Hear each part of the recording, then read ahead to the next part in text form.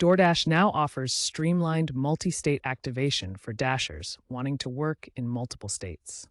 Open your Dasher app and navigate to Account, then find Multi-State Activation. From there, you can apply to Dash in up to 5 states simultaneously using a single form. You'll need a valid driver's license or ID for each state, vehicle registration, insurance proof, and a background check.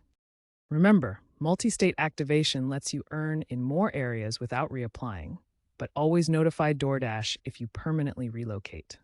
DoorDash provides contingent liability coverage during deliveries, but it's not a substitute for your personal auto insurance. To dash across state lines, make sure you have full coverage that includes commercial use. This often requires a gig economy endorsement from providers like Progressive or Geico. Confirm your policy covers interstate travel to avoid deactivation. Always keep proof of insurance handy in the app for audits.